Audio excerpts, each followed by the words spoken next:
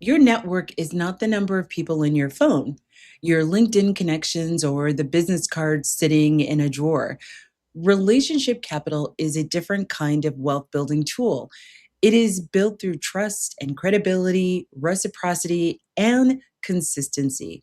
Today, I'm talking about how to build relationships that create value and how to activate them without feeling transactional. Let's get into it. Yeah. So they might go right Welcome back, my leverage builders. You are listening to the Do Different Better show, where we provide wealth, wisdom, and money moves for everyday people. I'm your host, Elaine Rasmussen, CEO of Do Different Better and managing director of the Integrated Capital Fund. Today, let's start with one of the most overused phrases in professional life. I know I've used this one a million times. Your network is your net worth. I understand what people mean. Relationships matter.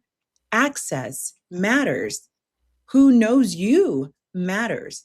And who trusts you matters. It also matters who is willing to advocate for you on the things that are the most important and when, especially, you're not in the room. But I think the phrase is actually incomplete because simply knowing people doesn't create value for you or for them. A network can be enormous and strategically useless. You can have 10,000 LinkedIn connections and still have nobody you can call when you need an honest introduction. You can attend every conference in your industry and still be largely unknown to mostly everyone. You can collect business cards, trade QR codes, follow everybody on Instagram, and leave with almost no real relationship capital because networking and relationship capital are not the same thing. Network is the activity, relationship capital is the asset. And we've talked about asset building. Networking may introduce you to someone, but relationship capital determines whether that person answers your call 6 months later or within 24 hours. Networking creates a contact. Relationship capital creates trust. And trust is where the real leverage begins and that relationship becoming an asset to both of you. So let's define relationship capital. Relationship capital is the accumulated value created through trust, credibility, reciprocity, familiarity, and access within a relationship or network over time. There are a few words in there that I want to distinctly define and emphasize. The first is accumulated. Relationship capital is usually built gradually over time. You cannot meet someone today and assume that because you had a pleasant conversation, you now have a high value relationship. That is just now not how trust works. Think about your dating life, right? Trust compounds. You do what you say you will do, period. You're the person who follows through. You can make a useful introduction.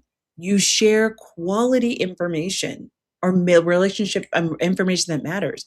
You remember what matters to someone else. You show up consistently. People get to see how you operate and they experience how they experience your judgment. They notice whether you are reliable. Eventually, the relationship develops weight, and that weight is your relational capital. The second important word is value. And value does not always mean an exchange of money. Value might be information. It could be insight, an introduction, a support. And that introduction doesn't necessarily turn into something, but the fact that you made the introduction, you were able to make the introduction. Visibility. It's a referral. It's quality, thoughtful advice or insight. It's perspective. It's credibility. It's also access, and sometimes it looks like advocacy. Sometimes it's simply knowing that someone will tell you the truth when everyone else is telling you what they think you want to hear. That also has value. You can be enormously valuable without necessarily exchanging any kind of money. The third important word in there is reciprocity. Reciprocity does not mean every interaction has to be perfectly balanced. Relationships are not spreadsheets. You do not need to track whether someone owes you three favors because you introduced them to two people and bought lunch once. It's a little bit more fluid than that. That's not relationship capital. That is emotional bookkeeping. And that is not what I'm talking about, although that's a lot of times what we think about when we think about managing relationships. A healthy professional relationship generally contains some form of mutual value. You care about what the other person is building, and they care about what you're building. They understand what you are building, and you understand what they are building. There is mutual respect. There is some willingness on both sides to contribute when the time is appropriate. Now, let's talk about why relationships are such an important form of leverage and a wealth building tool. Because many opportunities are not distributed through open competition, they move through trust networks. Someone gets asked, "Hey, do you know someone who can do this or offer this or can do this? Who could you recommend? Who should we bring onto this board or come to this meeting or consider for this consulting work? Who should speak at this conference? Who should we consider for this investment? Do you know any?" I get that question a lot. Who could lead to this initiative outcome? Who should we call? Who should be in the room? Those questions happen literally every day. And the people whose names come up are not always the most qualified people in the entire market. They are often the qualified people who are known, trusted, and remembered. And that matters.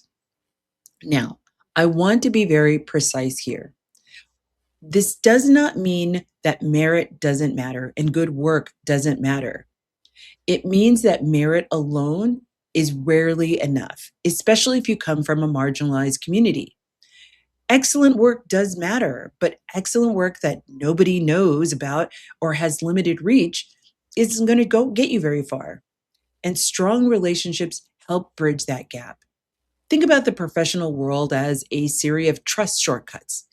Every time someone refers you, they are lending a little bit of their credibility at the same time. What they are actually saying is, "I know this person. I trust this person. I believe that they can do what they say they can do." And that reduces perceived risk. This is why a warm introduction often gets the response when a cold email does not. It's not because the person introduced is automatically better, because sometimes that's actually not the case, but that trust has been transferred from one person making the introduction to the other person. That is relationship leverage. Now, many ambitious people struggle with this because they were taught that good work should speak for itself. And we've talked about this earlier in this leverage series. Good work does not speak for itself alone. People speak for it. People remember when you've done an excellent job. People refer back to, "Oh, I had a really good feeling when I worked with that person." And people will advocate for it. People will create access to it because they want others to feel the same way. And if nobody knows what you do, where you're going, or what you're looking for, your network actually can't help you. I've been a victim of that. This creates one of the most common relationship capital problems. You are known, but not strategically known. People know who you are. They might even like you. They could even respect you, but they don't know what opportunity to associate with you. Maybe you have too many gifts or too much work that you have your hands in and they don't know how to separate. Are you looking for a paid corporate board role?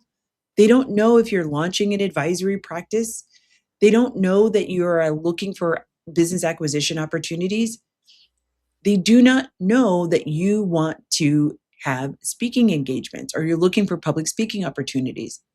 They don't know that you're trying to raise capital. They don't know that you're open to a new executive role in a particular city or in a different capacity than what you're in already. They do not know because you have never told them clearly. And then 6 months later, you discovered that they actually referred someone else. And it's not because they don't want to support you, it's because the other person was easier to match with the opportunity. Clarity creates referability, it makes it clean. People can't hold a lot in their brain, especially now. And I'm going to talk more about that in the next episode around reputation and visibility, but the conversation begins here. People need to understand what you do well and where you are going. Now, there is another relationship capital problem that I often see. People wait until they need something to reconnect. They don't put any work in maintaining the relationship. And for my introverts, I can hear you already buzzing. But then suddenly there's an opportunity, and you might be thinking, I should reach out to that person I haven't spoken to in 5 years. And now you feel awkward and they feel awkward because the first message after 5 years is, Hi, I hope you're well. Can you introduce me to so and so CEO? And that's why you might be feeling like your relationships are transactional, because it is transactional. The problem is not that asking for an introduction is unethical. The problem is that there is no relationship maintenance between the last interaction and the current request. And this is why relationship capital must be maintained before you need it. And maintenance does not require this orchestrated, elaborate effort. It can be simple. It could be a simple congratulations when you see them being promoted on LinkedIn. Or I saw this article and I thought of you. I heard that you were speaking at such and such conference. I just wanted to tell you good luck. I met someone working on something adjacent to your work. Would an introduction be useful? Or I appreciate what you said in that meeting. Or I have not talked to you in a while. How are things going? Small touches that preserve relational continuity. They say, I remember you, I see you, I'm only contacting you because I want something. And that really matters. It matters to all of us. So why wouldn't we want to think that it matters to other people? Now, let's talk about another mistake. Some people treat networking like it's prospecting, and that also may not feel very good. Every person becomes a potential transaction. Who can hire me? Who can fund me? Who can introduce me? Who's connected to whomever? And don't think that just because people don't tell you that you make them feel that way, that they're not feeling that way. I know plenty of people who just call me to be able to get into a room. That is not relationship building. That is actually extraction. High value networks are not built by consistently asking, what can this person do for me? And people who do that often do hit a wall. But relationships are built by being genuinely curious about what people are doing, what problems are they solving, and where can they create mutual value. And there's that word again, mutual. It actually matters because ethical relationship leverage is not manipulation. It does not mean pretending to care about someone who can extract access later. People can feel that, whether they know it intuitively or whether they know it consciously. Maybe it's not immediate, maybe, but eventually your reputation becomes they only call me when they need something. And I've said that to some people before. You only call me when you need me. And that is very expensive reputation. So if you want strong relationship capital, you should ask yourself, am I building relationships or am I accumulating utility? Because there is a difference. Now, relationship capital also requires discernment. Not every relationship deserves the same amount of investment, emotional or whatever. You do have limited time, limited energy. You cannot maintain deep relationships with 3,000 people. So, a strategic network should have layers. Think about three circles. Circle one is core relationships. These are people with whom there is high trust. They have trust with you and you have trust with them. You can call them, they can call you. You understand one another's work and your goals and what you're trying to happen. There's also tends to be history and some level of mutual respect, maybe even a friendship, maybe even something deeper than a friendship. These relationships require genuine maintenance. Hey, let's go out for happy hour. Let's hang out. Circle number two is strategic relationships. These are people you know and respect, but the relationship may be less frequently. Maybe it's former colleagues that you've worked with or industry peers that you see at the regular conferences, could be investors or potential investors. Maybe it's professional acquaintances or board members or clients. Maybe it's potential collaborators you've been watching on LinkedIn or Instagram. These relationships may become highly relevant at different moments, but not consistently. And then circle three, that is network awareness. These are people you know of, have met briefly, follow, and maybe you want to know them better. The relationship is very light, but there may be future relevance. The goal here is not to force circle three person into a circle one person. And that's where I think people, especially my introverts, get a little crazy. That's exhausting and quite frankly, weird. The goal is to know what relationships matter for what purpose, because networks are ecosystems. Different people provide different forms of value at different times for different purposes. Some people give you information. They're really plugged in. Some give you introductions. They have a network that you can see and feel. Some challenge your thinking and you want to keep them around because they're always keeping you on your toes. Others create opportunity, partnerships, collaborations. Some people understand an industry that you're trying to penetrate, and some expand your credibility. Some remind you of who you are when things really get difficult. And some are simply people you enjoy. I have some of those people in my life. Not every relationship needs a business case or dissertation. In fact, if every relationship in your life has a strategic purpose, I recommend you get a hobby. The point is not to instrumentalize people. The point is to recognize that relationships are part of how opportunities, knowledge, and influence move. Now, there's one more misconception I want to address before we close out.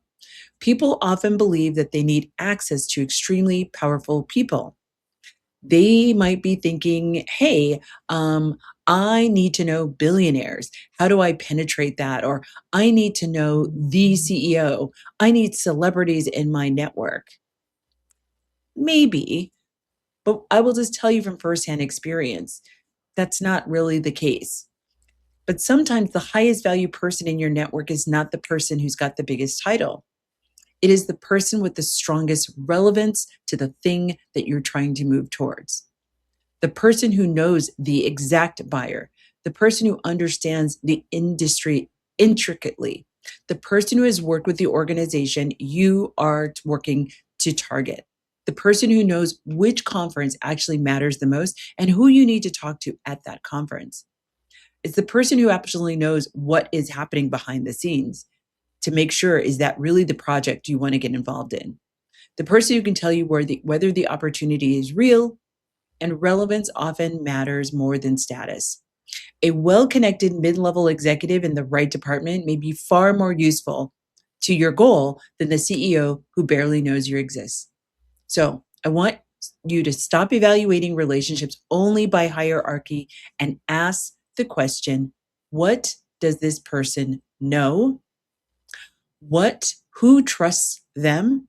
And where do they have credibility? So we're going to wrap up this segment.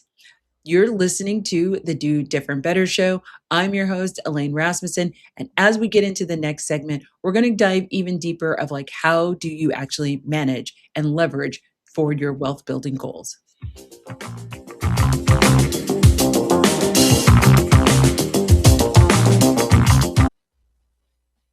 Yeah.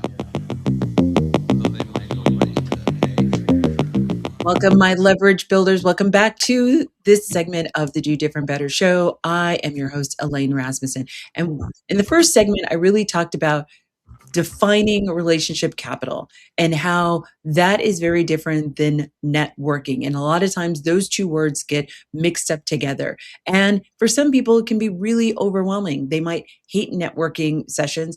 I know I'm not really fond of it. I try to be very strategic. And now I'm going to get into like how you can be just as strategic, whether you're an introvert or you're an extrovert or an ambivert. How do you actually start to leverage these networking opportunities to really build genuine and authentic relationship capital? There is an old saying that says, the best time to build your network is before you need it. It comes from the another one that says the best time to build a tree was yesterday and the next best time to build a tree is today. It's kind of the same sort of thing. And maybe it sounds obvious to you or maybe it doesn't sound too obvious to you, but most people actually do the complete opposite. They start networking intensely when something changes or when they need something. Maybe they lose a job, they need clients, they need capital for their business, they want a board seat, they need supporters in some kind of way, or they might need sponsors or a new opportunity.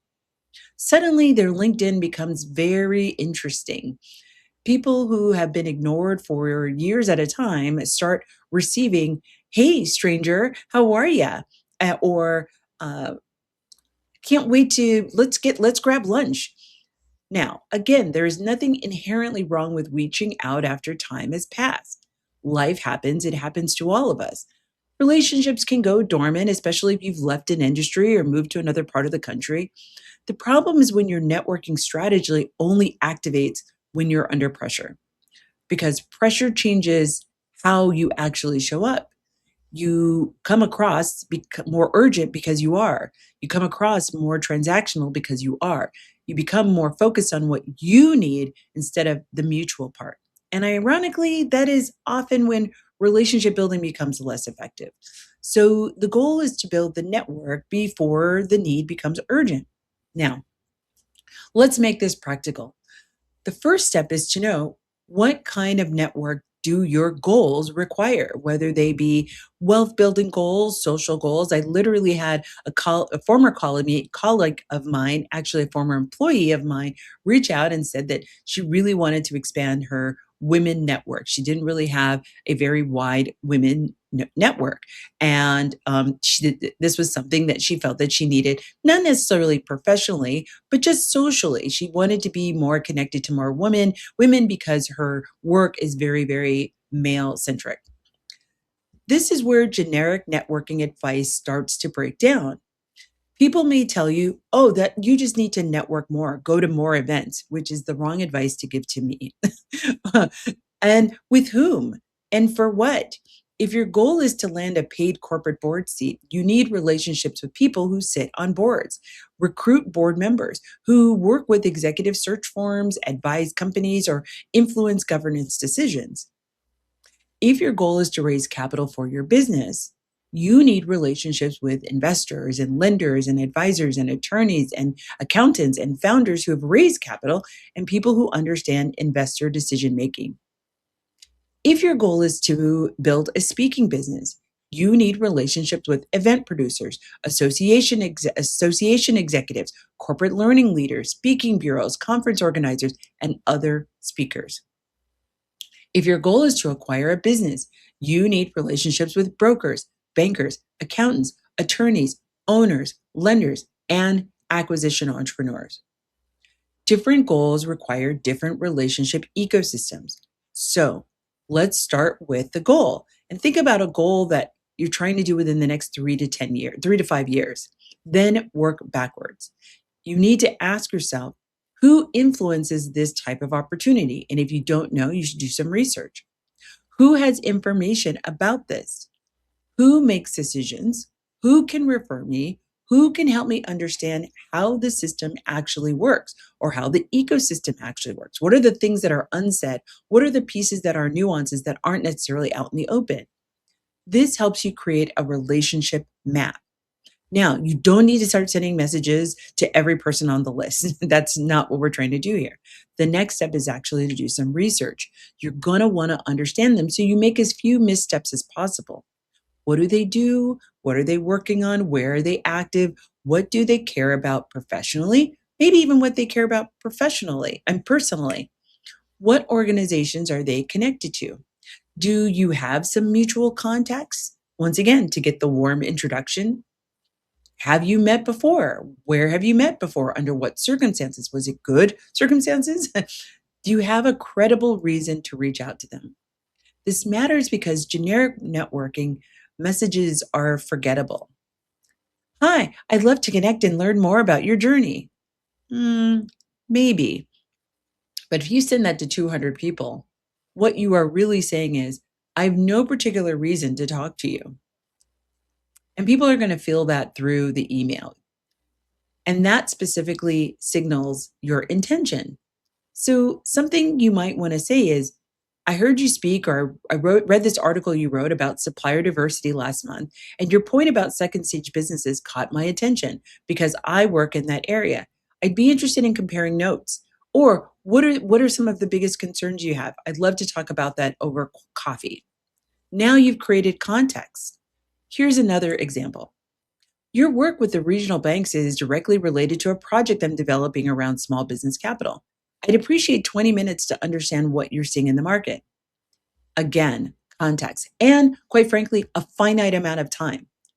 The goal is not to manipulate, it is to answer the question to the other person who is naturally asking, why is this person reaching out to me, especially if we have no relationship? Now, once a relationship begins, how do you maintain it? I recommend a low friction relationship system, not because relationships should be mechanized, but because our memories are unreliable. I'm just telling you from personal experience. I always forget people's names, especially when you are super, super busy. So create a simple to do list. You might have 25 to 50 strategic relationships you want to maintain more intentionally, not 500. Not your entire contact database or every contact in your phone. People relevant to where you are working to go. Then I want you to record a few things. You can even do this in a spreadsheet. Their name, their role, their organization, how you know them, and what matters to them. And if you can, when was the last meaningful contact you had with them? And then when is the next potential touch? That's enough.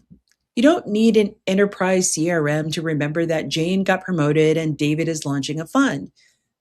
Then, after that, I want you to build a cadence. For your closest relationships, maybe you connect with them monthly or quarterly. For more strategic relationships, maybe you connect with them every 3 to 6 months. And again, you could actually put this on autopilot. Some relationships may only need one meaningful touch a year. The frequency is less consistent than the consistency. And please do not send fake checking in messages if you have nothing to say. A useful touch is much better.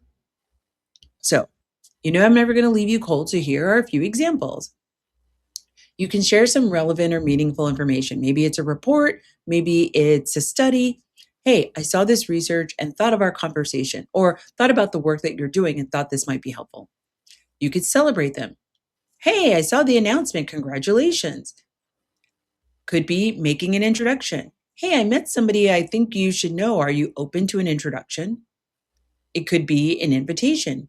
Hey, I'm going to be at this event. Are you planning on attending? Would love to catch up if you're going to be there. Maybe you can ask a thoughtful question. Hey, you mentioned that your organization was expanding in healthcare. How is that going? What kind of bumps are you running into? Is there anything that I could possibly help you with? Maybe you offer useful context. I'm seeing a shift in this market that may be relevant to your work. The whole idea is there are small things, but over time, the small things accumulate and people remember that. Now, there's another relationship building tool that people often underestimate, and that is the follow up. I've been a victim of this. You meet someone, you have a good conversation, you exchange information. Then nothing happens. 3 months later, you barely remember why you connected. That was me for a very, very long time. And I literally had to make a very strong intention that I was going to do things differently. A simple follow up within 48 hours changes that.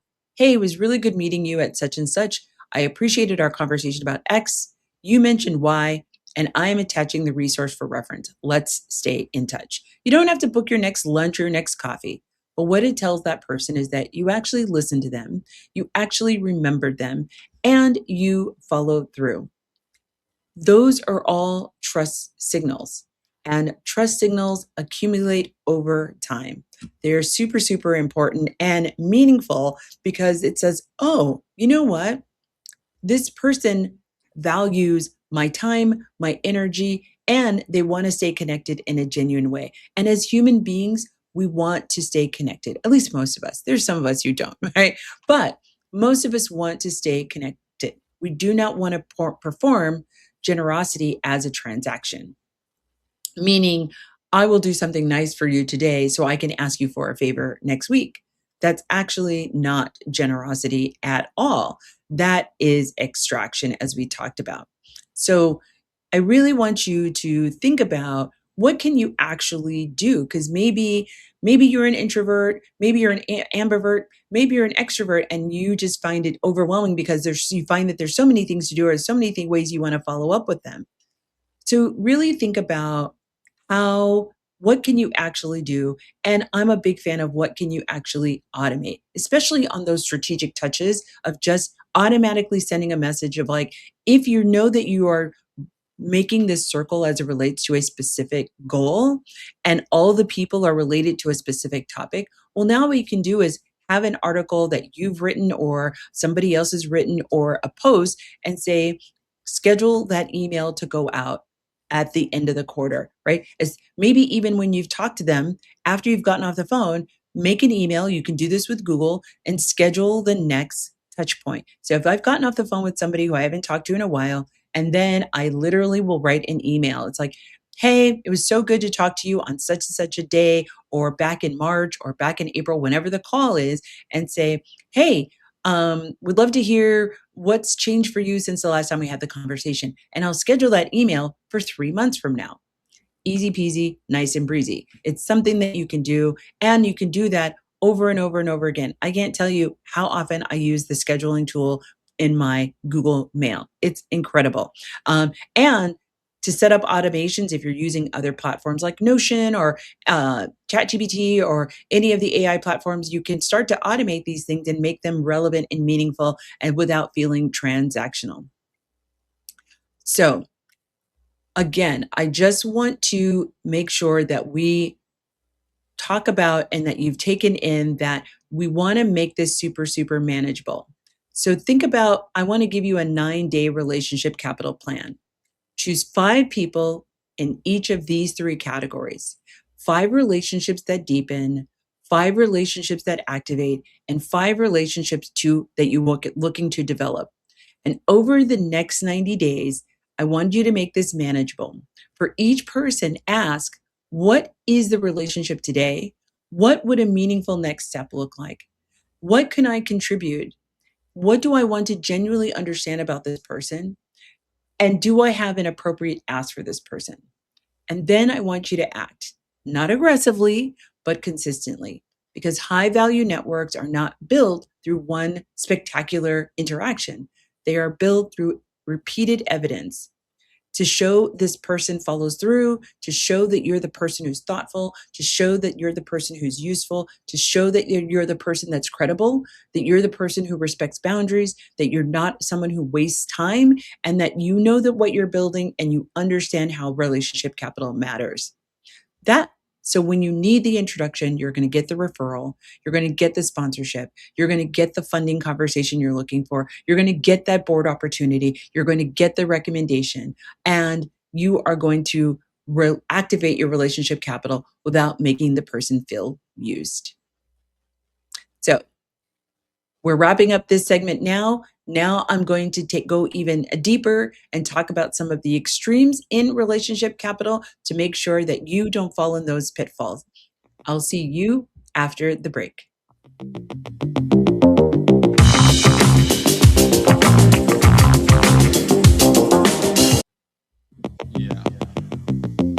they might go wasted. Okay. Welcome back to the Do Different Better show. I'm your host, Elaine Rasmussen, and we are wrapping up in segment 3, talking about relationship capital. And now I'm going to tell you actually how to leverage it. I've talked about what it is, I've talked about how to think about what are the 3 different ways to think about and approach your relationships, creating categories for them, and not just thinking you have to follow up with every single person the exact same way, but strategically thinking about what categories of people, where do they sit, and how do you manage them in those categories. Now we're going to go in deep and actually what are the steps that you want to take. We talked a little bit about it at the end of the last segment, but now I'm going to go even further. And this is might get a little uncomfortable for some of you, right? If you get uncomfortable, I want you to understand most people fall into 2 extremes. The first group asks for too much too quickly. They meet somebody on Tuesday. By Thursday, can you introduce me to CEO so and so? No, we do not know each other.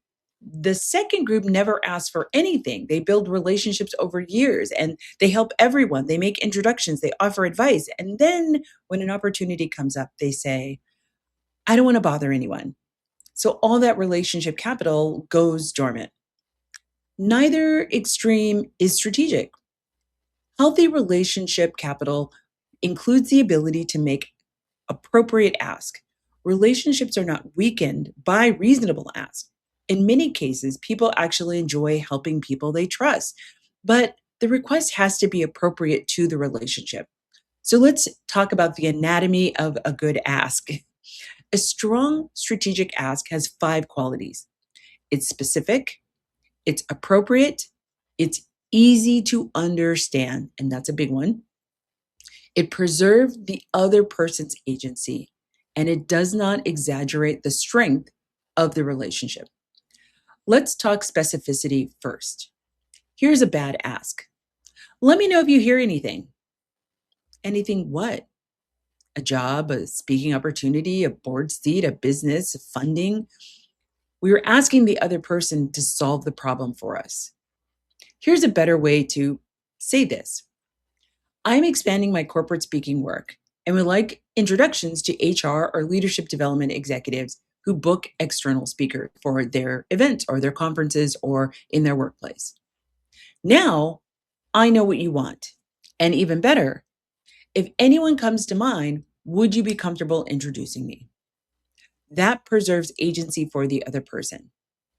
Now, appropriateness. The size of the ask should match the strength of the relationship. If I barely know you, it may be reasonable to ask for information. Hey, do you know who leads this initiative? It may not be reasonable to ask, would you personally endorse me to your board chair?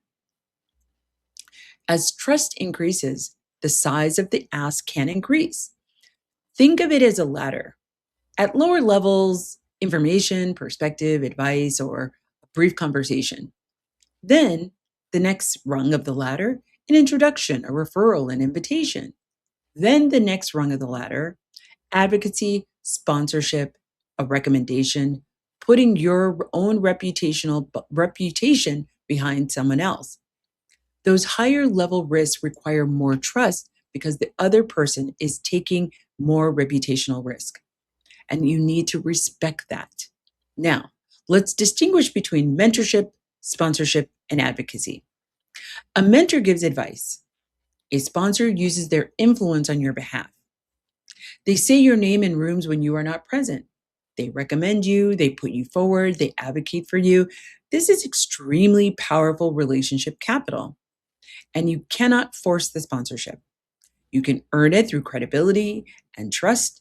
A sponsor has to believe that recommending you will reflect well on them. So if you want sponsorship, do not start by asking, will you be my sponsor? Start by being sponsorable. Deliver excellent work, be clear about your ambitions, create results, build trust, make your goals visible. Then give influential people enough information to advocate effectively. Here's an example. I'm intentionally positioning for a paid corporate board seat over the next 18 months, particularly in financial services, consumer products, and professional services. If you hear of any opportunities where my expertise might fit, I would appreciate being considered. That is concrete, that is useful, that is not demanding anything. You've made a direct, visible ask, and now they know. Visibility creates possibility. But do not ask someone to make a vague introduction. Help them. If you want an introduction, provide who you want to meet, why you want to meet, what the connection is, what are you asking for, and a short paragraph that they can forward. I'm a big fan of making it easy for somebody else, and I love when people make it easy for me. When I people ask me for a letter of recommendation, I ask them to write that letter of recommendation. It's a lot easier for me to respond and maybe modify what they send me. And then whatever they send me, because they're also know better what I'm recommending them for and what gifts they want to highlight. I don't know any of those things. And even if they send me those things, I'm not interested in necessarily reading more material. I don't have the time. So if they send me the recommendation, I'll review it. I have a better understanding of who it's going to, what it's for, and I might even have some improvements within that recommendation letter. And then I send it back to them signed. But them making it easy for me, and those people who don't do that, I'm like, hey, write the letter, send it to me. I'll happy to review it. I'll make the changes and I'll send it back. You'd be surprised how many people don't do that. Well, if you want a recommendation from me, you've got to make it easy for me, right? Tee it up for me because I also don't have the time to go down the rabbit hole of what's the job, what's the company, what's the opportunity. So if you make it easy for me, hey, I've written this letter. It's specifically related to the project or the opportunity. I've highlighted my skills that I believe that you're aware of, and that would be a great fit for this project. Make changes as needed. I love getting those letters. It just reduces the amount of friction for me actually getting it done. And that I feel confident now because they've actually proven that any recommendation that I'm giving is actually worthwhile because of just that little exchange. I'm going to leverage that exchange to be able to know, to feel more confident in my wanting to do that letter of recommendation, right? So, one of the greatest long-term advantages you can develop is a reputation for protecting people in your work. And if I know that when I introduce you to someone, you will treat them well, I will make more introductions. If I know that you will not abuse access, I will give you more access. If I know that you will not embarrass me, my willingness to advocate grows. And this is how trust gets compounded. Now let's talk about your relationship portfolios, because just as a financial portfolio needs diversification, relationship portfolios need balance. You want relationships with people at different stages. Do not only network up, network across and down. The junior person today may become the CEO tomorrow. I've seen that happen. The founder with 10 employees may have 500 in 10 years. The program officer may become the foundation president. That staff member may become a corporate vice president. Treat people according to their humanity and character, not to their current title. That is not only ethical, it is actually strategic. So, really be thoughtful and consider all those things because you never know who people are connected to. I can't tell you how many times people have crossed someone I know and didn't know that I knew them, and I never wanted to work with them. I never let them in my stratosphere because I didn't like the way that they treated somebody else. Now, as we are thinking about something that you want to accomplish in the next 12 months, maybe it's a new job, maybe it's a board seat, maybe it's capital, maybe it's client or speaking opportunity, or you're looking to acquire a business. I want you to ask these 5 questions. One, who already knows me well enough to advocate for me? Two, who has access or information relevant to this goal? Three, which dormant relationships should I reactivate? Four, who do I need to know that I do not know yet? And five, what am I offering this network, not just requesting from it? Then choose 3 actions for the next 7 days. One relationship you want to deepen, one relationship to reactivate, one new relationship to begin. That is enough. And when you reach out, do it like a human, not like a funnel, not like a LinkedIn automation bot that discovered emotional vocabulary. Be specific, be curious, be useful, be clear. Now, I want to connect this episode back to leverage, right?